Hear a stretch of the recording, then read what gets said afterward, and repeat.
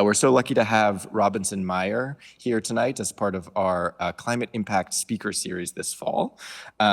Rob is the founding executive editor of Heatmap News, which he doesn't describe it this way, but I like to describe it as all of your favorite climate writers' favorite climate publication. Like those who know, Heatmap is a very cool publication.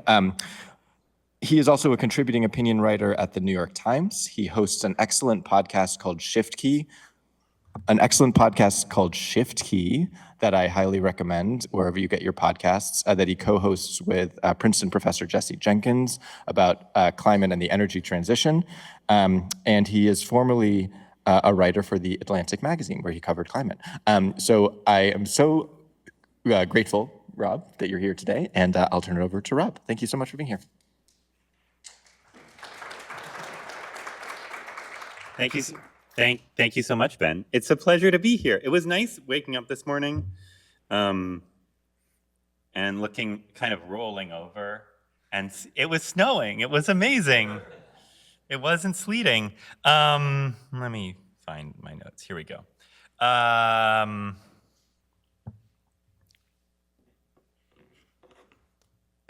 Hello. I'm excited to be here. I know, Ben, thank you for having me. I know you've also been sending, your favorite or your climate friends to speak to this audience. So hopefully some themes. I heard Jesse was here earlier this year. Jesse Jenkins, my podcast co-host and friend. Hopefully these topics and issues and ideas will be new. If they're not new, hopefully they'll be interesting. And if they're not interesting, I suppose it's not the first time that's happened in a college lecture hall. I am, as Ben said, I'm now going to duplicate my biography briefly, but I'm the founding executive editor of Heatmap News, a new climate journalism online magazine you can find at heatmap.news. We are a journalism outlet that aspires to cover what we say as climate news for the real world. We cover climate change and decarbonization for people who want to follow it as one of the biggest stories of our time, whether they are just very curious about it and passionate about it, or whether it's what they spend all their time thinking on and they are an engineer or an advocate or an investor or a policymaker. I think one thing I love about our readership is that we encompass, when we were first thinking about Heatmap, we hoped that it would be read by Senate staff, by scientists, by engineers, by people who are really hoping for a rigorous and curious coverage of this topic. And also that it would be read by college students and lawyers in Ohio who just are following this in the same way they followed maybe the rise of smartphones or the tech industry a few decades ago. It's a really big, interesting story in the economy. And then lo and behold, we launched Heatmap 2 years ago. One of our most loyal readers on what used to be called Twitter, I think he's now moved to Blue Sky, is a lawyer in Ohio. It's so cool. I'm also a contributing opinion writer at the New York Times. Before this, I was a staff writer at The Atlantic, and I was co-founder of the COVID Tracking Project, which collected coronavirus testing data from all 50 states and 6 US territories. I was like a climate writer. COVID happened. It was funny. It was like COVID was kind of a very fast version of climate change. It had all these tough science technology trade-offs with a risk profile. I became a COVID reporter for a year or two. I went back to climate. Anyway, today I want to talk about 3 charts about decarbonization, introduce how I have wound up thinking about decarbonization from covering climate change for 8 or 9 years now, and then talk a little bit about what it means for the policy space and the policy calendar that we are breathing down and the next few years politically. I want to start with the most important chart that I think of when thinking about global decarbonization. The chart that I keep returning to since I first saw it a year or so ago, and that has really informed how I continue to think about solving climate change, and climate change not only as an American political issue, but as a challenge for the whole world. It was produced by this organization called the Rhodium Group. So the Rhodium Group, if you are not familiar with it, is this energy research firm. They're kind of this weird, they're like academics, but it's a company. They study the US energy system and climate policy, and they study Chinese climate policy and the Chinese energy system.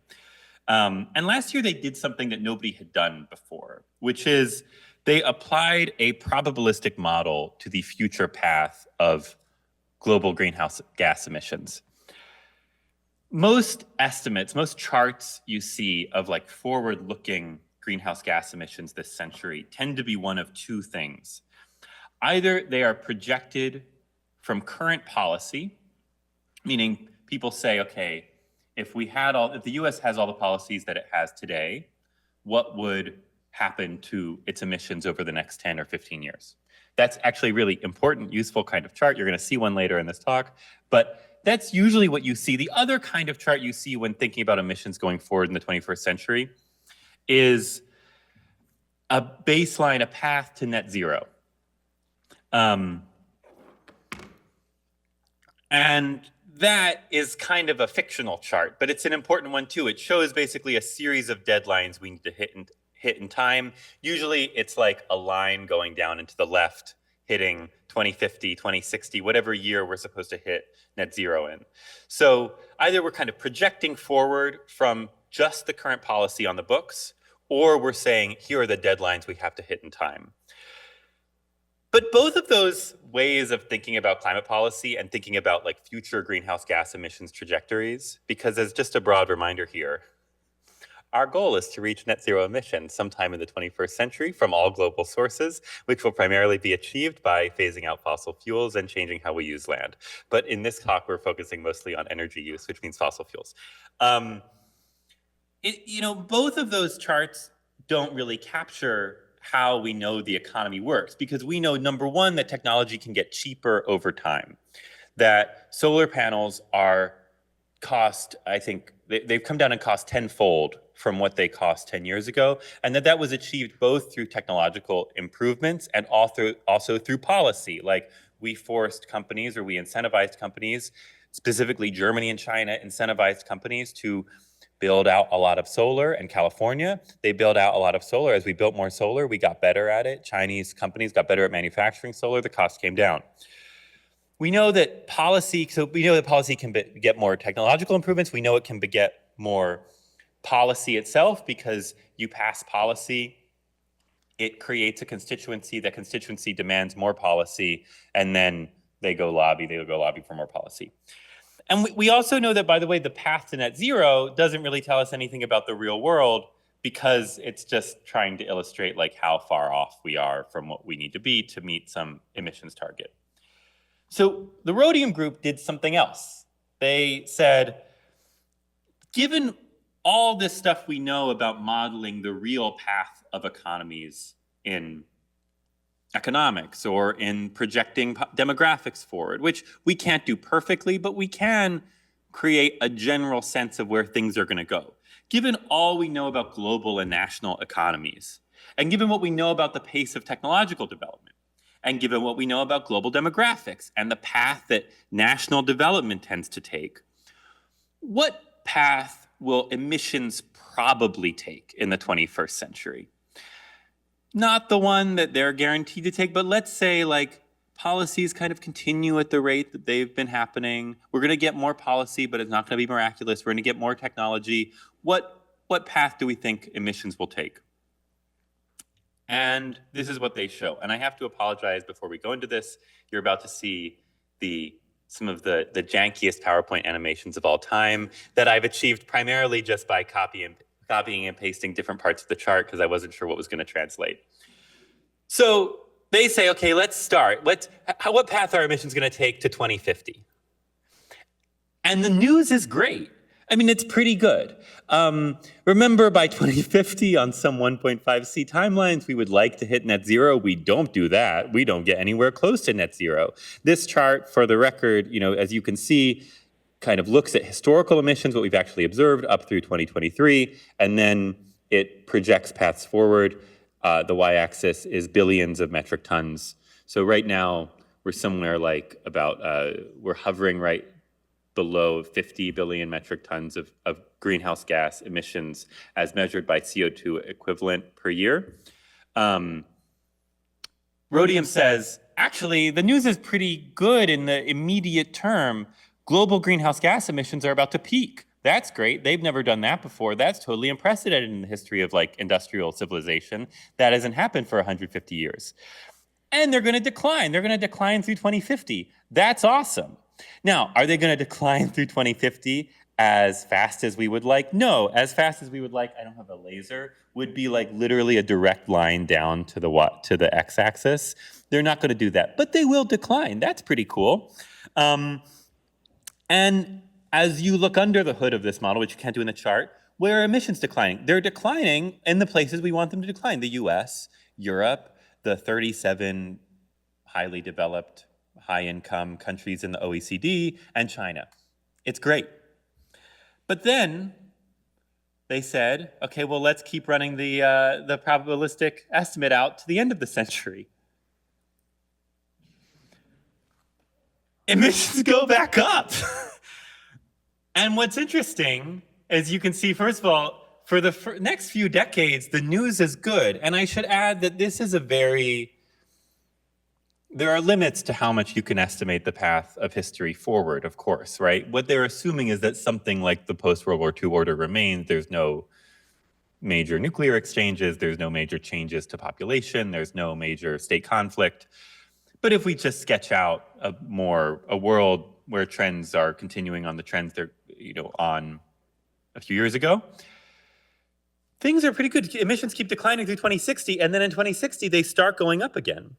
And what's interesting is they don't start going up again because of a lack of renewables. According to the model, there will be 22 times more renewables deployed around the world by 2100 than there are today. We'll get a lot of our electricity from zero carbon sources.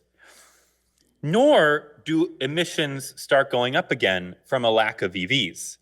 Actually, there's very few liquid-fueled, at least light-duty vehicles on the road by the middle of the century in the countries that today make up the largest share of light-duty liquid-fueled vehicles on the road: China, US, Europe, the 37 OECD countries. In fact, these emissions are not even coming from the countries that we normally think of as being the big emission titans. The rise in emissions after 2060, according to this model, are not from the US. They're not from China. China's cutting its emissions under this. They're not from Europe. They're not from any of the 37 high-income countries that today make up most of the emissions. They come primarily from middle-income countries in Southeast Asia, India, Sub-Saharan Africa, South Asia, Indonesia. And the emissions in the chart, a major source of them is from the industrial sector, from making cement, from making asphalt, from making steel, from making chemicals, things that today we do primarily with very carbon-intensive processes, and that so far we know ways we could theoretically produce these materials without producing a lot of carbon, and there are companies working on it, but we're not anywhere close to deploying that technology, and we're relatively early in the process, unlike where we stand with renewables or where we stand with EVs. In fact, this chart, I asked Rhodium to run some numbers under it, and what they found is that at this particular juncture, like in 2022, 2023, 2024, we're actually seeing a major change in the path of climate change as a global historical phenomenon, which is, according to their model, looking back and looking forward, since the modern era of climate politics began in 1990, which is when the UN began thinking about climate change. It was when the UNFCCC began working, when Jim Hansen from NASA first addressed the Senate a few years earlier. Since the modern era of global climate politics began in 1990, most carbon emissions have actually come from the US, China, and the 37 OECD countries, and Europe, Central America. These countries have emitted 55% of global carbon pollution since 1990, while the rest of the world, the remaining low and middle income countries, have only emitted about 45%. But sometime in the first half of the 2020s, that will change. And from now to 2100, again, according to this model, China and the OECD countries will only emit about 40% of total greenhouse gas emissions, and the rest of the world will emit 60% of global greenhouse gas emissions. So why is this important? Let me add that where this all winds up is that by the end of the century, we've blown through 1.5C, we've blown through 2C. They think a likely range for us to wind up where temperatures would stand at the end of the century is about 2.7 degrees Celsius, somewhere between 2.2 and 3.2, and probably below 3.7 degrees Celsius. So why is this important? Why am I talking about this? Because everything we pretty much, like all the data we have, suggests to us that the development of low and middle income countries and not the economies of rich countries will drive the bulk of future emissions. And so the question that's going to determine the path that global emissions take in the rest of the 21st century is not whether the US can cut its emissions. That's a really important question. It's a worthy policy goal, and we're going to talk about it. But that is not what is going to determine the future path of global temperature rise or global emissions. What will determine that future path is whether the rest of the world, the countries outside the OECD, the non-China countries in Southeast Asia, South Asia, and Sub-Saharan Africa, can develop in a low-carbon way. And I think that requires a mental shift from how we often think about climate policy. And it's a mental shift that people have made unevenly, and so I want to get very explicit about it, which is you have to stop. The shift is from emissions reductions, aiming for emissions reductions, to aiming for decarbonization. What we're trying to do is develop and deploy technologies that allow the economy to work, that allow middle income and low income countries to develop in a low carbon or zero carbon way, and not necessarily to cut emissions. Cutting emissions is really, really important. But it is not going to determine the path that we take going forward as a planet, because so many of the emissions come from countries that don't have industrialized economies yet, and that, by the way, are going to use up their emissions budget to such a degree that something exists, making cement, making asphalt, making chemicals, making steel, stuff that today, number one, the US, China, Europe don't need a lot more of because we've already kind of built our built environment. We've already paved our roads and built the interstate system.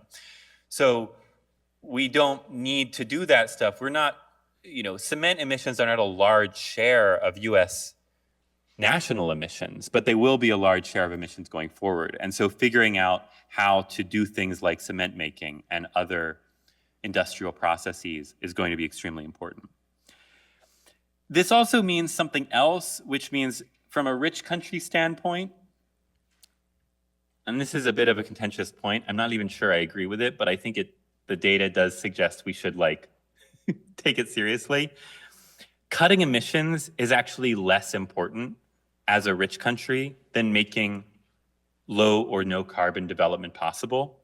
That if you face a trade-off, and I don't think this trade-off happens very frequently, but that if you face a trade-off between developing decarbonization technology or cutting emissions, developing and deploying decarbonization technology, reducing costs on technology so that we have technologies that can be used around the world to achieve an industrialized economy, you should actually choose the one that develops the technology, should not choose to cut emissions. This is something we don't face as much in the US, but it is something that China faces all the time, and it has its own political economy. There's reasons why China has pursued this strategy, but China has achieved a lot for humanity on a back of a ton of coal emissions by figuring out how to produce solar panels in a very cheap and efficient way, has achieved a lot for humanity by figuring out how to make EV batteries in a very cheap and efficient way.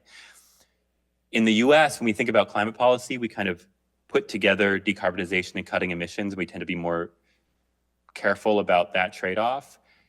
I think what this model suggests is that we should optimize for deployment and developing new technologies.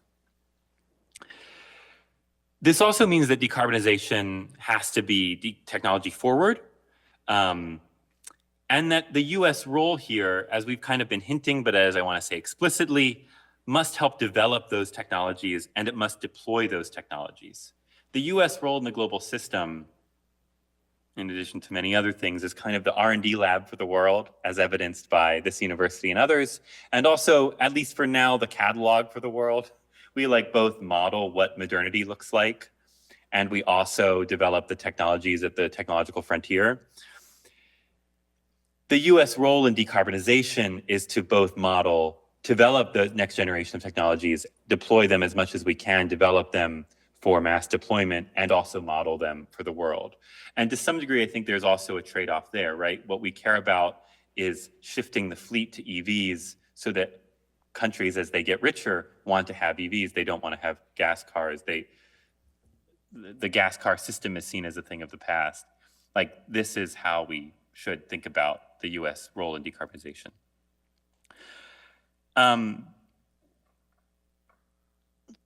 So how is this going? What progress has the United States made on its decarbonization, on its emissions pathway? Well, the good news that I imagine everyone in the world in this room is familiar with, but it's worth being quite explicit about, is that in 2022, Congress passed the Inflation Reduction Act, a set of tax incentives, grants, and new federal programs that encourage the development and deployment of low and no carbon technologies, exactly the kind of technologies that we need to make zero carbon development possible. And what's good about this law, what's often overlooked, is that it doesn't only support solar or wind or EVs or these proven technologies.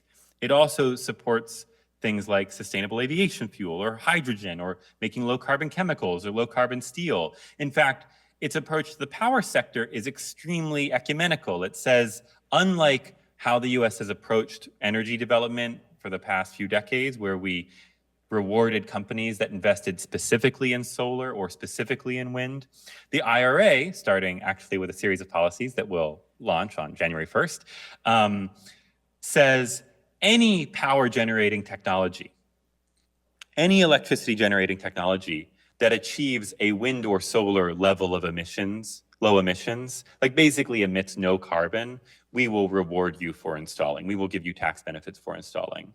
And that means starting January 1st, again, the US will have a unified, a technology neutral approach to decarbonizing its power sector. And it would be possible to use the same subsidies for wind and solar, for nuclear, for fusion, for geothermal.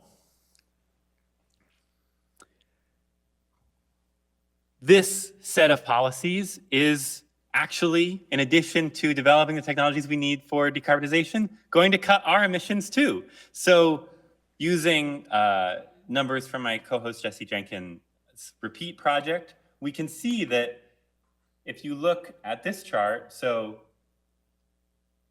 what it shows is that as of the policy set that we had basically on January 21st, 2021, emissions through 2035, and I would notice the, yes. I would notice the Y factor, the x-axis here, we're only going to 2035. This isn't the same x-axis as the previous chart. Basically, if you look at the policies that we had through the end of the Trump administration, emissions were going to modestly decline through 2035, but we were not going to hit anything like our current Paris Agreement goals. We weren't really going to keep cutting emissions, frankly, after the mid-2020s, and that's because we're in the process of shutting down coal and installing natural gas plants, and once that had happened, we kind of found all the cheap emissions in the system that weren't going to be rooted out with other forms of policy, and emissions reductions were going to flatline. Under the current set of policies, under the IRA, under the bipartisan infrastructure law, we're much closer. We're in a range to reduce emissions by about 30 to 40%. Right now, it's looking closer to 30% below their all-time high in 2005. That's not close enough to net zero for what we need. Like, this is where we should be heading. And of course, with the current policy, with the next few years of policy, we're not likely to get much closer to net zero. But we're making progress from the US perspective, and we are actually cutting our emissions with the policies that we've passed that are focused on developing low carbon technology. Finally, we know that the IRA is working, and here's the last chart, through a more important possibly method too, which is that the IRA is meant to encourage a ton of investment in low and no carbon technologies. And what we've seen since its passage is that zero carbon investment is hitting record highs in the US. If you look at this chart, which is produced from the Rhodium Group and also the MIT Clean Investment Monitor, you'll see that, first of all, 2024 third quarter investment was at an all-time high for the US, that investment in clean sectors has really stepped up since 2022, and that I think there's a clearly observable step change in this period when the IRA was passed, and that the US is investing heavily not only in yellow, which they call retail, which is kind of annoying. That basically means buying like EVs or solar panels for your home, heat pumps for your home, or orange, which is installing new solar power plants or wind farms.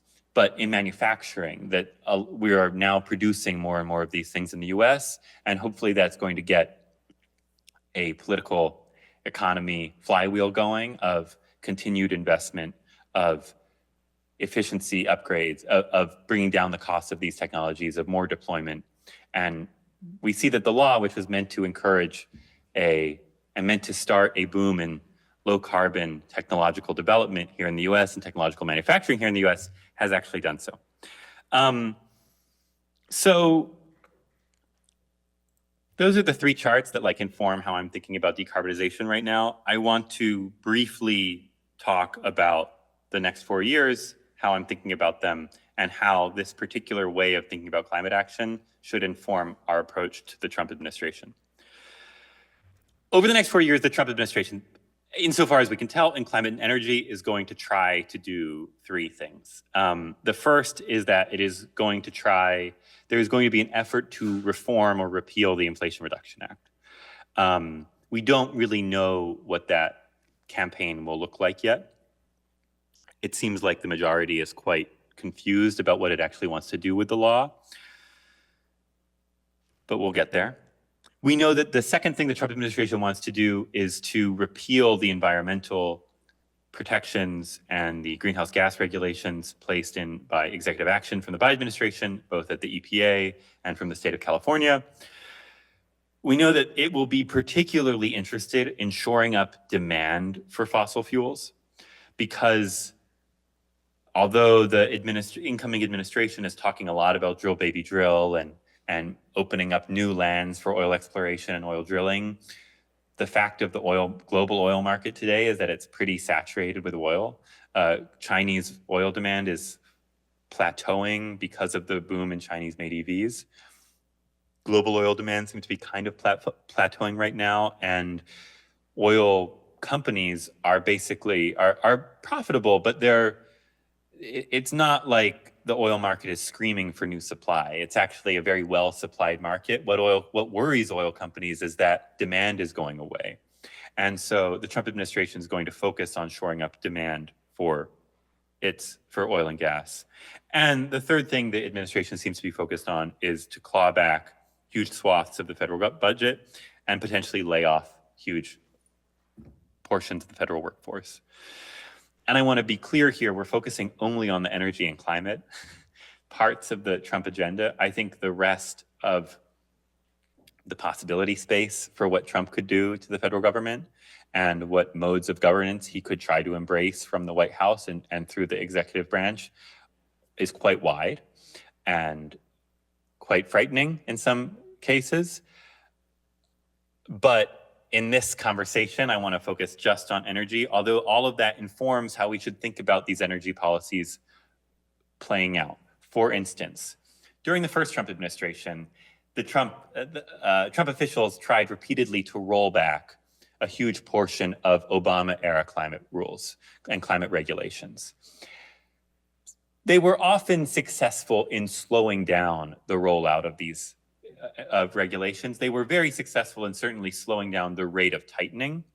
But what happened to a lot of their efforts at deregulation was that, normally when you pass a rule, when a normal presidential administration, when it adopts a rule change, that rule change is subject to judicial oversight through a federal law called the Administrative Procedure Act, which basically judges like, did you dot all your T's?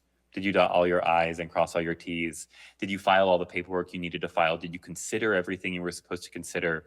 Did you do all the process you were supposed to do to pull back or to lay out a new rule? Presidential administrations tend to win like 90% of these lawsuits.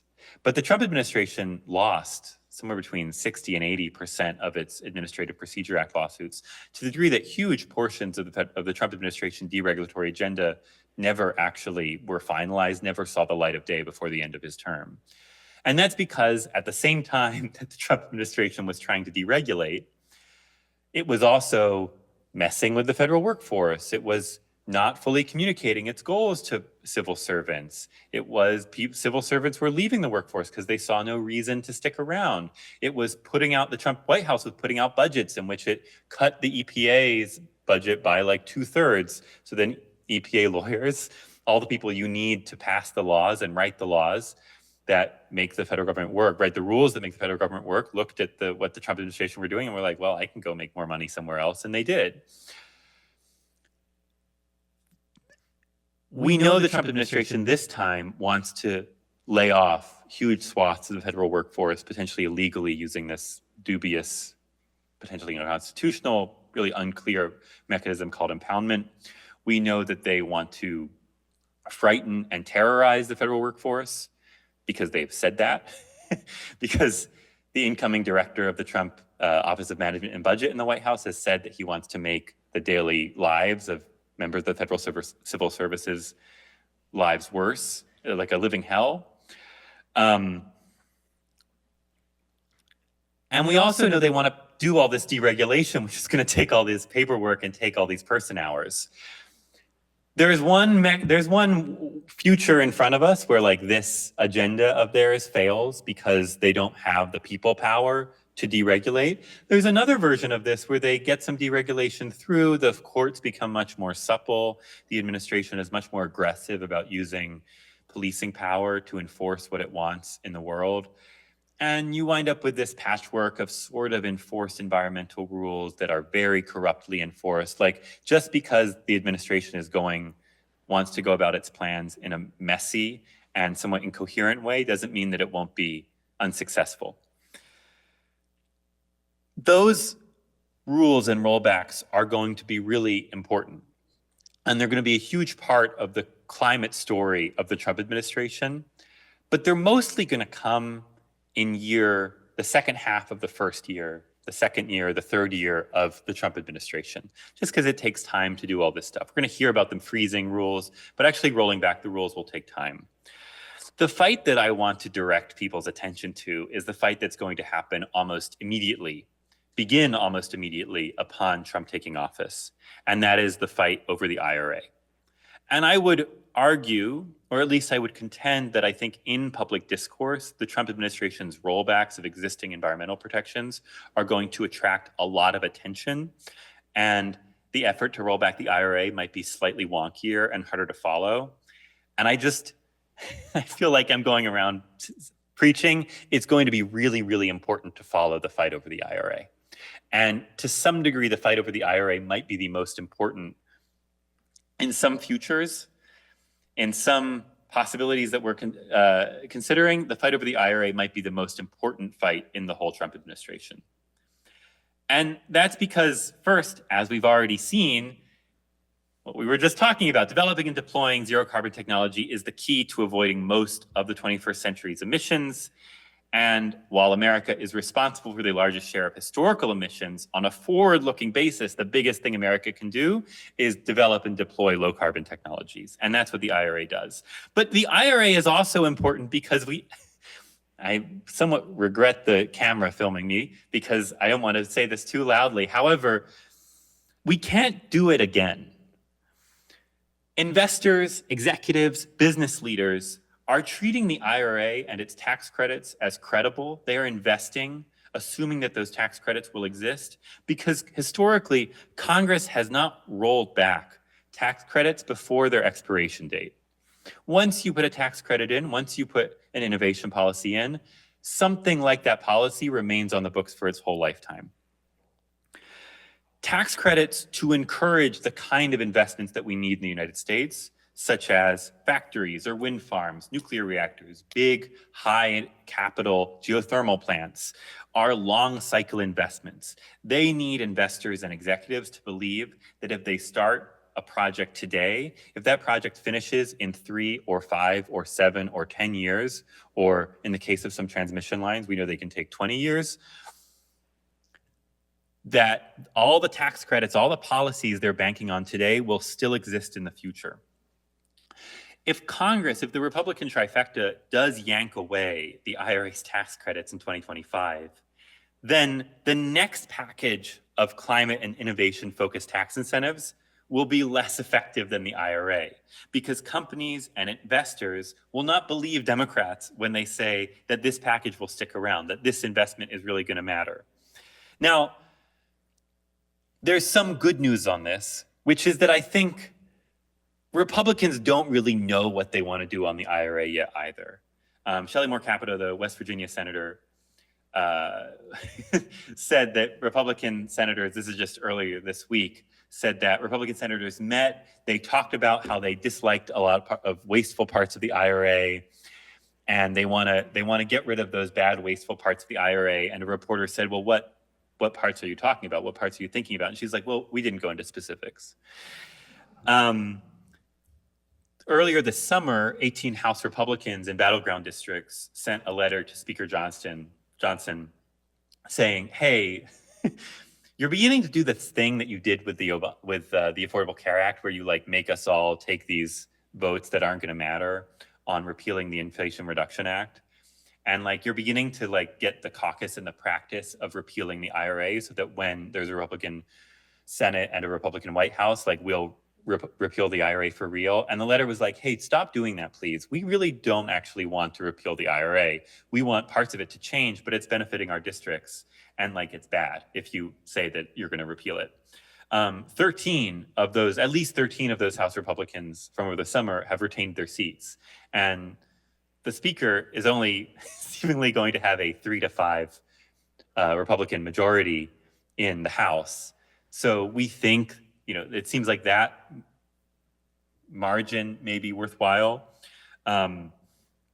Individual technologies do seem like they might benefit from that margin. For instance, Donald Trump personally seems to dislike wind of all forms. But if you were to look at the policies, you'd say, well, onshore wind is kind of in trouble. But actually, the Iowa delegation in the House Republican caucus exceeds the working majority margin.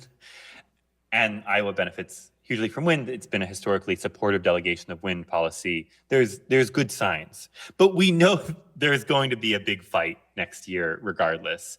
And we know that the contours of what U.S.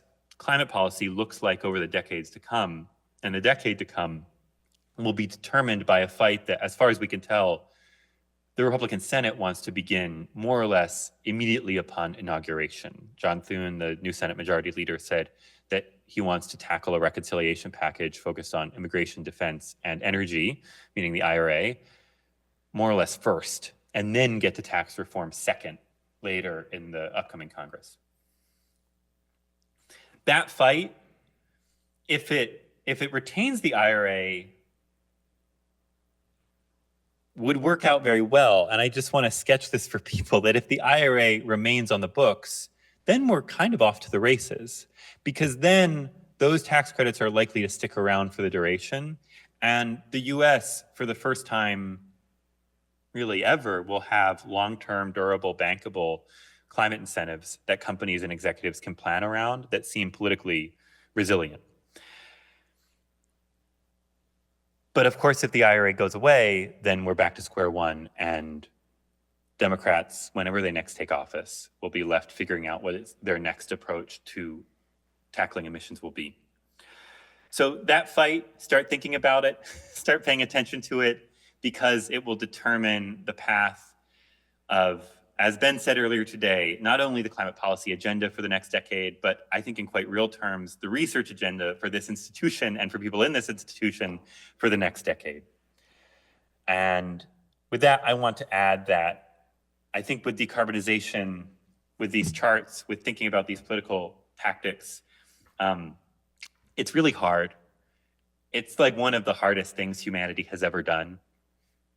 Fossil fuels are the biogeochemical dynamo of our society, and they are sticky through a mix of biogeochemical efficiency, political lock-in, and logistical ease.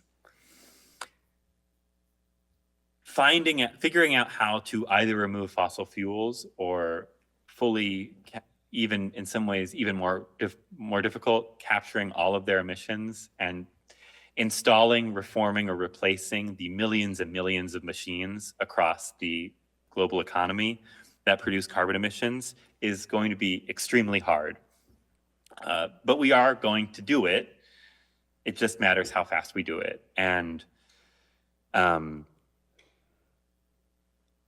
I think looking forward into the Trump administration, what I've been struck by is that while the fight is going to be hard and long, we're actually in a much better place than we were in 2016. And I think we should have a lot of hope that everything we've done since 2016 on climate has put us in a better place than we used to be, and that looking back in 4 or 8 or 10 years, we'll be in a better place then than we are today. Thank you so much.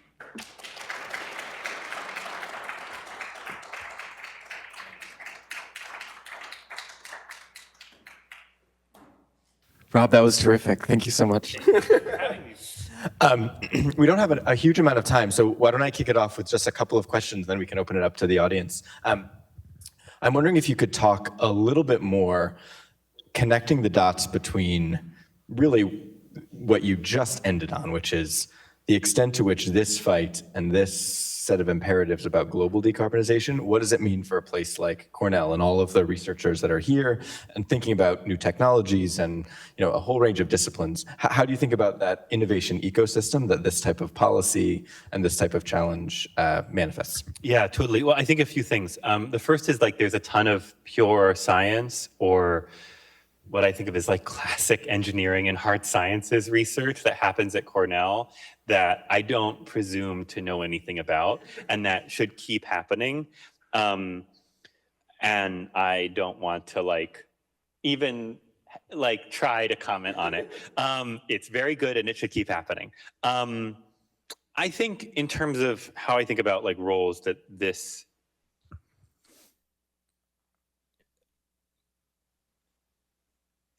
I'm going to twist the question a little bit. I think colleges and universities are doing a great job broadly in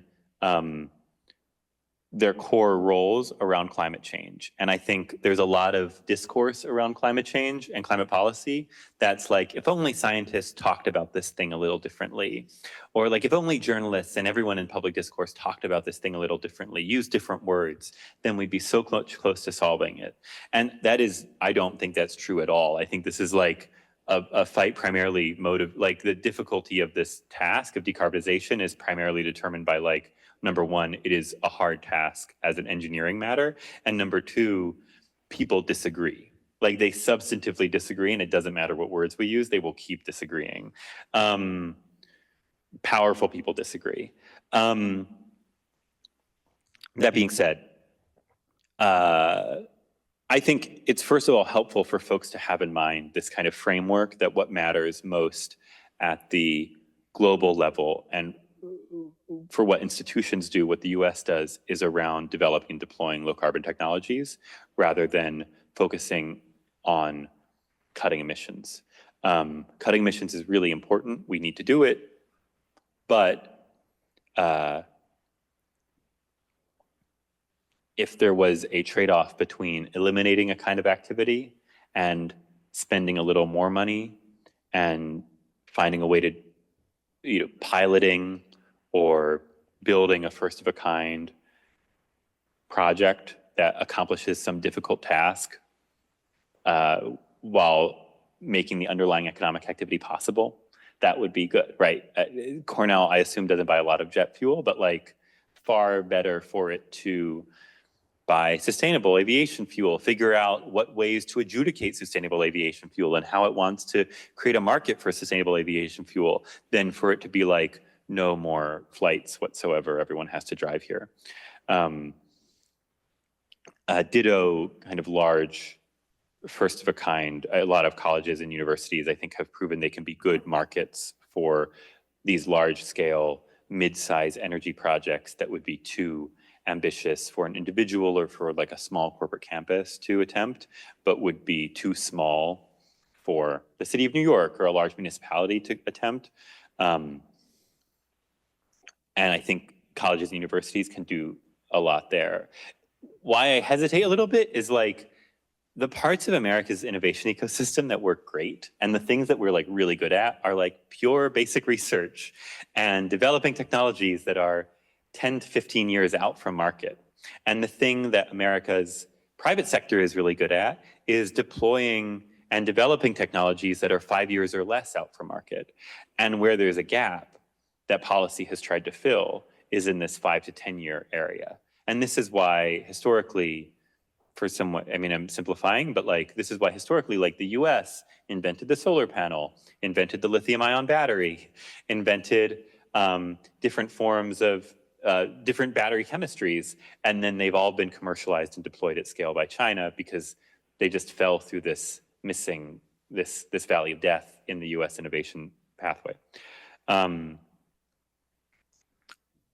So without changing the role of large colleges and universities in their core competencies, I think the degree to which they can leverage their role as large institutions and help make a market for these experimental products. And going for the next 4 years, maybe the right way to talk about them is that it's creating a market for new energy innovations rather than that it's creating a market for low carbon, climate friendly technologies. But like, I think that's something Cornell could do that was really important. But I also just think like it's just helpful to get people, no matter what discipline folks work in, to approach this issue from the perspective of like, this is primarily about figuring out ways for middle income countries and low income countries to get rich without destroying the atmosphere while the US cuts its emissions, rather than for climate change to be a particular exponent of like some particular malaise with industrial society. I just think that would be is a helpful mind state change because it also makes the problem much more tractable. Thank you. We have some time for questions. Mahar? Yeah, Buzz. Mahar. Just take this. Thank you so much, Ben. First, Robinson, I really enjoyed your talk, and it was great to hear you acknowledging the role of the development of new technology and sort of in dealing with climate change. I'll take a slightly contrarian view on the Trump, sort of the future Trump administration.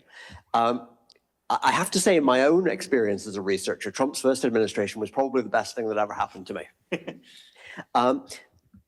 Could you imagine a scenario in which the sort of techno-accelerationist element of the Trumpian coalition, think Musk, Mark Andreessen, decides, realizes, they may already have realized the sort of the extent of, I would call it sclerosis in the academic system in the United States. Grants are too hard to come by. They take too long to review, they take too long to fund. Researchers spend far too much of their time, just by personal experience, more than 50% of it writing grants we never get.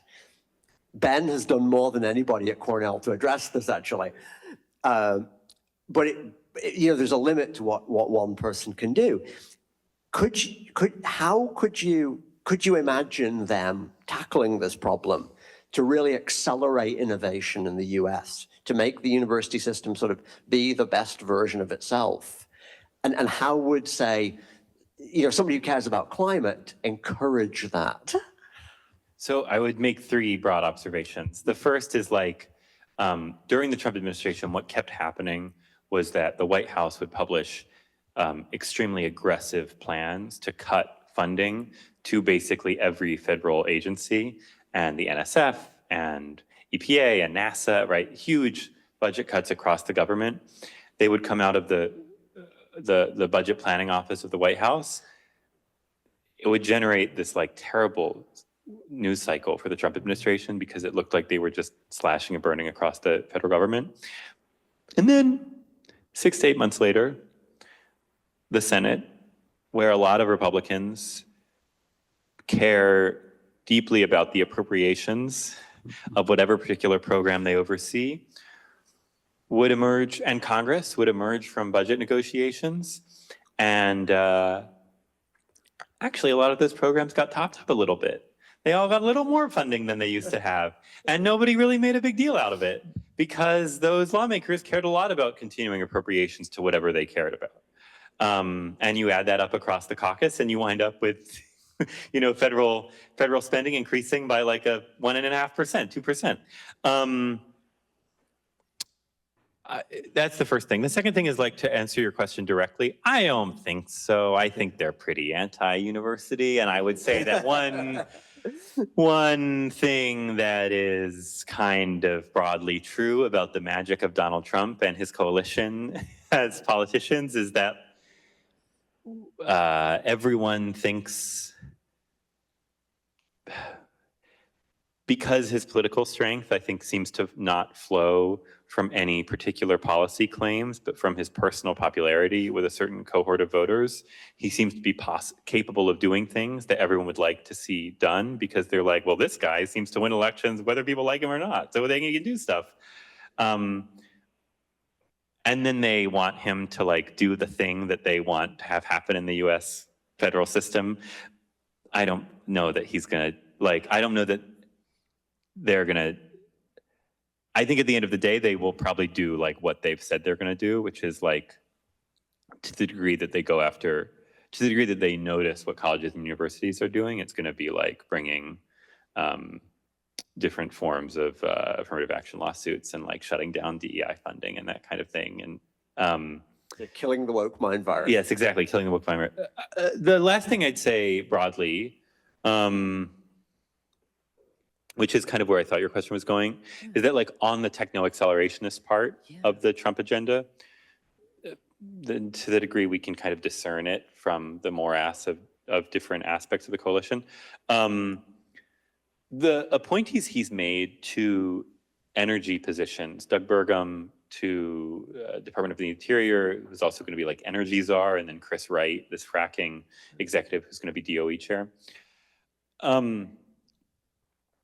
They say inaccurate things about climate change, or things I think I would disagree with. Let's put it that way. They say things I would disagree with about climate change. But they also say a lot of things that are accurate. Doug Burgum, during the primary debate, brought up how a lot of EVs, basically all their component parts, are made in China. And a lot of the minerals that we need for EVs come from Chinese manufacturing processes and Chinese refineries. Now, of course, that infuriated Democrats because this is the exact problem that the IRA is trying to solve. I think it's possible that one way that the incoming Republican energy officials resolve this is they keep all the policies in place and they go, actually, we're trying to solve all these problems now. Like, we think that we should have domestic US critical mineral supply. And actually, Republicans, Trump Energy and Republican lawmakers have been pretty clear that they want to reshore a lot of critical mineral stuff, and they just disagree with how the Biden administration is doing it, or they think the Biden administration isn't moving fast enough, or they don't like the Biden administration, so they don't want to give it credit. And I think I was talking with someone earlier today, that like when you hear what Republican energy policy people think the broad challenges for the US going forward are in terms of energy policy, and when you hear what Democratic energy policy officials think what the broad, like geostrategic problems going forward for US energy policy are, they're actually pretty similar, with the marked difference of Democrats think emissions are bad and Republicans think emissions are like a nuisance at best. And that does lead you to really different policy places. But in terms of having federal policy that supports things like mineral supply chains or reshoring battery production that seems to have defense applications, I'm not sure it will lead people to an entirely different place. And I think one thing that's uncertain, like genuinely uncertain about the Trump administration right now, is that you can see these people coming in, these officials coming in and preserving a lot, but putting a Trumpist spin on it, because a lot of the goals of the policies actually gel with what they say the problems facing the US are.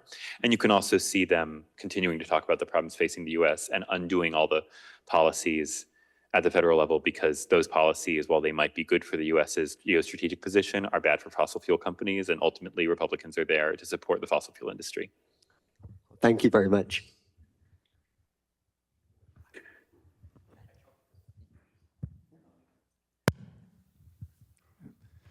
Thank you. I'm hoping for an optimistic spin here, perhaps.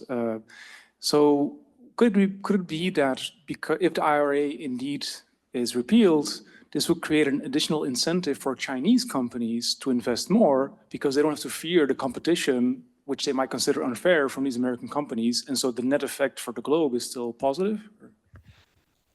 Yeah, I mean, I think there's a lot of different ways you can spin different aspects of the Trump policy that wind up being good for China and good for global decarbonization. If the US puts a lot of tariffs on Chinese energy products, whatever they might be, presumably that would cause those products to flow to other markets, including some of the markets that we are most concerned about having access to, right? Like if the marginal solar panel no longer winds up, passing through Vietnam and then getting imported to the US, but in fact is 5 cents cheaper and winds up getting imported to Nigeria and then installed, that's good, probably. And likewise, if the US pulls back on a lot of these technologies, it's probably like China will continue to dominate them. The Biden administration has justified a lot of its anti-China climate-focused, like climate technology-focused tariffs and policies, such as the Biden administration blocked basically the US from importing any Chinese-made EVs for national security reasons. It has put tariffs on Chinese-made solar panels, basically for the reason that it is bad for any one country. What the administration turns to is that it's bad for any one country to have total control over supply, and that like what we learned during COVID is that it's good for multiple entities, whether they be companies or countries, to have control over some part of a core supply chain. I think for a lot of the past few years, that line has been interpreted more or less as a convenient excuse to justify policies that the Biden administration needed to cement a domestic solar manufacturing industry, for instance, because if the US is importing, you need huge tariffs to make it economical to manufacture solar panels in the US. But I also think there's some, if what happened going forward in the future history of the world is that China made all these technologies and every other country in the world was dependent on its good relations with the Chinese government to continue to import these technologies, and otherwise it imported fossil fuels or relied on a fossil fuel system, I think that would probably be suboptimal compared to other outcomes. And so that may be what happens anyway. The US might try a lot of policies and not be able to make any of them stick or work. But I think there's short-term potentially good outcomes good second order effects. Let me put it this way. I think not all of the second order effects of Trump administration policy are potentially negative. I think it would take a lot in some cases for the second order effects to be larger in magnitude than the very negative first order effects of a lot of policies. But it's hard to say. It's a genuinely novel political and policy situation. We have time for one more, and then there's refreshments out front where some of these conversations can continue. If anybody has a final question. Sure.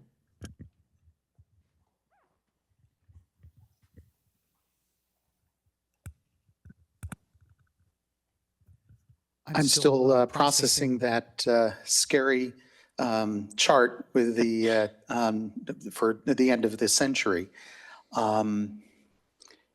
You alluded to this, that United States and China and others have a history of contributing to the problem that we have, and the global South, it looks like, would be the ones that would turn the trajectory.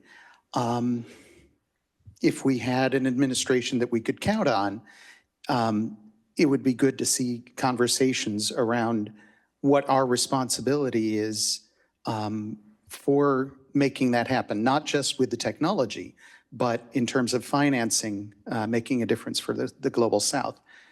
Any hope?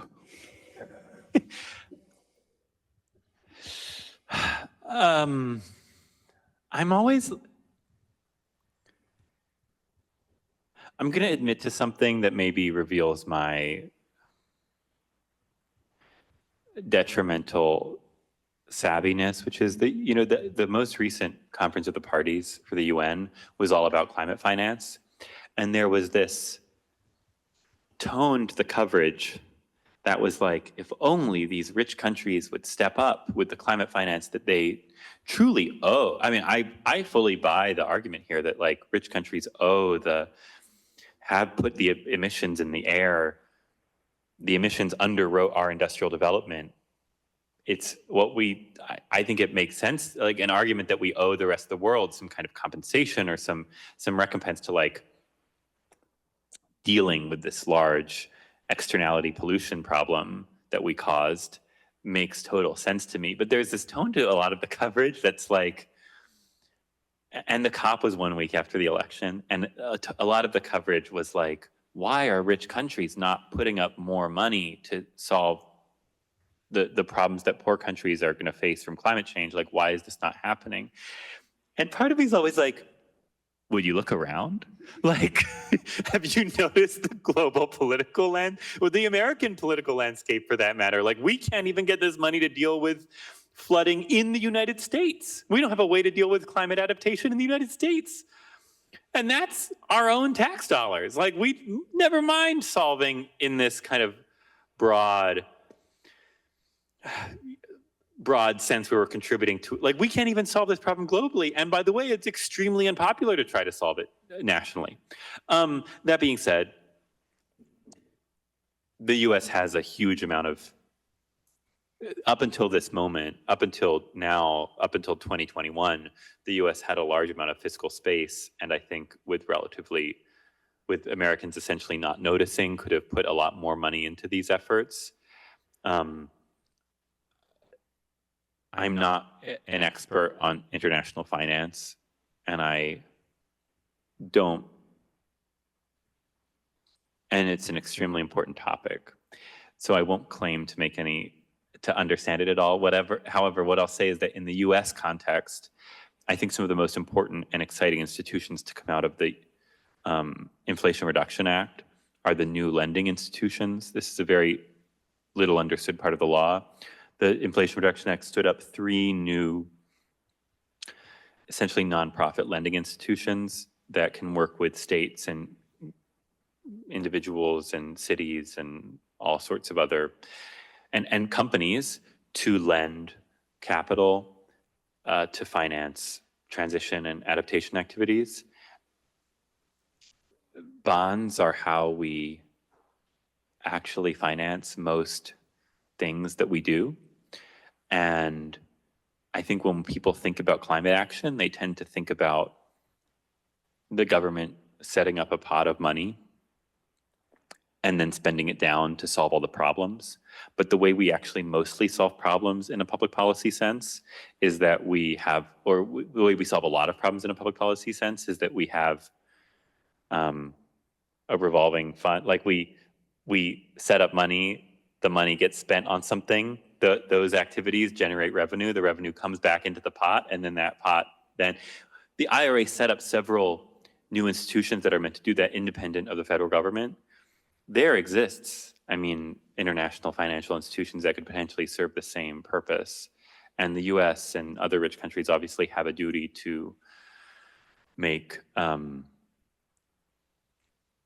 to make those financial terms as agreeable as possible, and also to reduce corruption in those programs as much as possible, and to finance it, you know, to throw money at the global pollution problem that we've created. However, I suspect in the US context, a lot of these problems will get solved more through revolving funds and bond issuance than they will through new federal grants. And it seems likely to me there's some international analog there too, but the history of the IMF and World Bank is checkered enough that I wouldn't claim to understand how to do that. Rob, thank you so much. This was terrific. Another round of applause.